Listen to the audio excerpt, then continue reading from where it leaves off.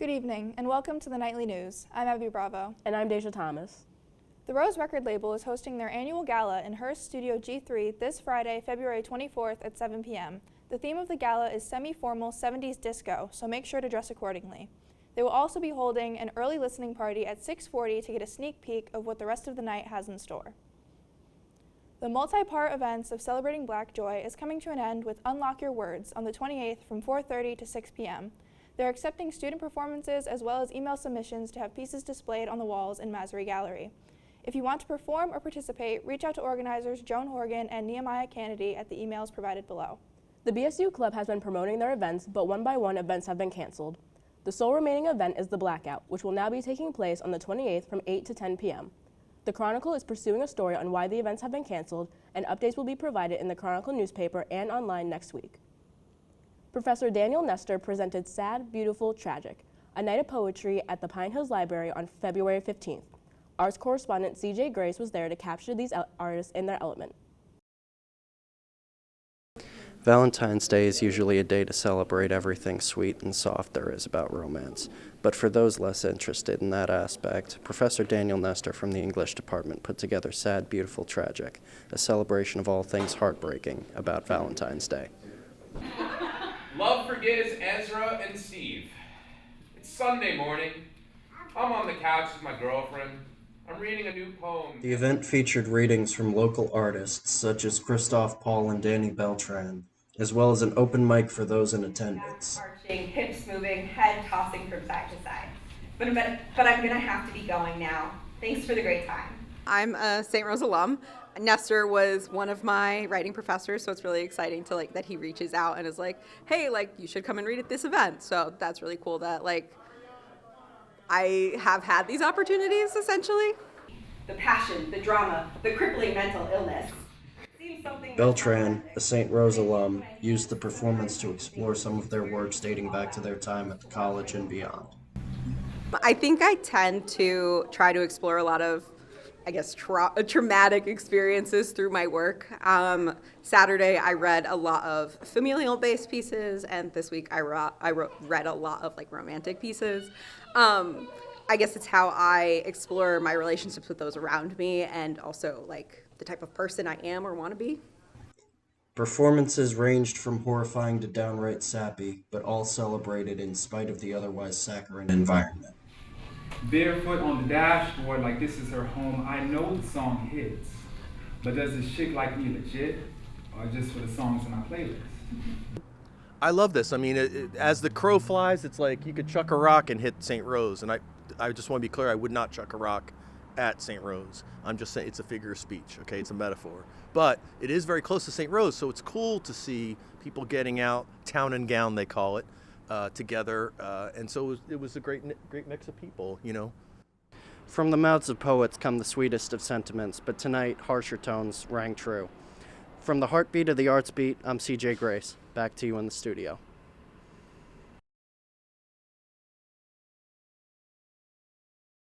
Saint Rose will be conducting a hostile intruder drill on March 16th. Students will receive a rave alert during the drill. Training sessions will be held with the Albany Police Department on Wednesday, March 1st at noon and again at 6 p.m. in Midnight Eats to prepare students for the drill.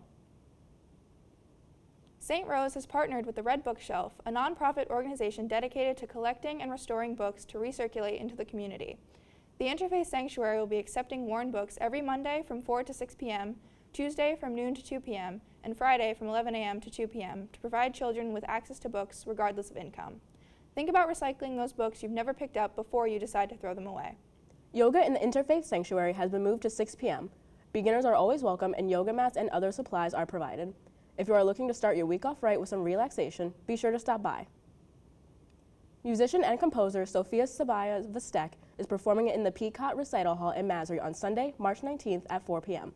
She will be playing songs off of her newest album, In Our Softening, that was released in October of 2022. The album's focus is an old piano, as the sounds of the keys is highlighted in the recordings. Her performance in Peacock will attempt to do the same by miking the piano chords for a more enhanced effect. She will be accompanied by music industry student Skylar Staben for her performance. Men's lacrosse honored player Matt Frankel last Wednesday, and field correspondent Kendall Thomas was at the memorial service for Frankel and spoke with his parents. Thanks, guys. We're here at the Plumeria Sports Complex, where Saint Rose student athletes, family, faculty, and staff have come to celebrate the life and dedication of one of our very own, Matt Frankel. A bittersweet day for the Saint Rose community. The 2023 men's lacrosse home opener kicked off with memorials dedicated to the life of one of our own Golden Knights. Matt Frankel unexpectedly passed away in August of last year, leaving a void in the hearts of the entire Saint Rose community.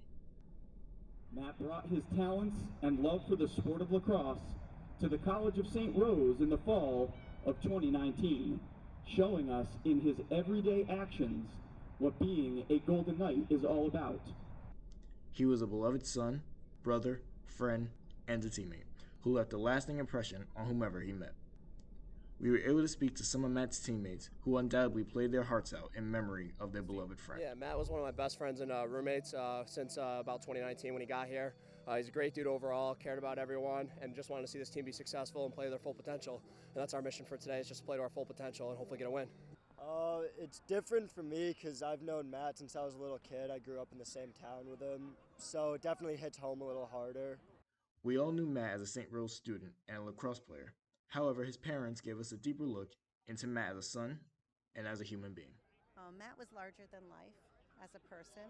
He burst into this world as a ball literally, as a ball of sunshine and beauty, and everything he did with passion. So you don't really know everything about your son or daughter until, something like this happens. And we knew that Matt was, someone that a lot of people looked up to, but we really didn't know how incredibly polarizing of a personality he was here at Saint Rose. And I think that has a lot to do with what the college afforded him.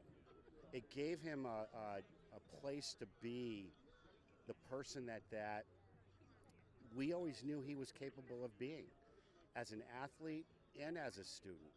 We didn't realize just how much Matt impacted not only the lacrosse team, but other athletic teams on campus, other people on campus, and even the administration of the college. And it's just incredibly amazing what he accomplished in his short life.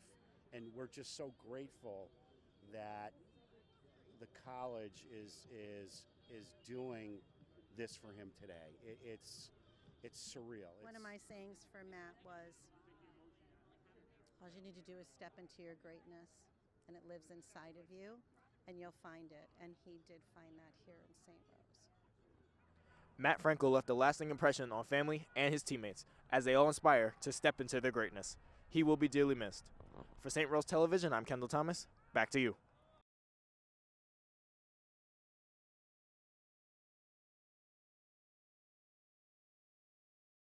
Now with the Sports Roundup, Tyler Romano.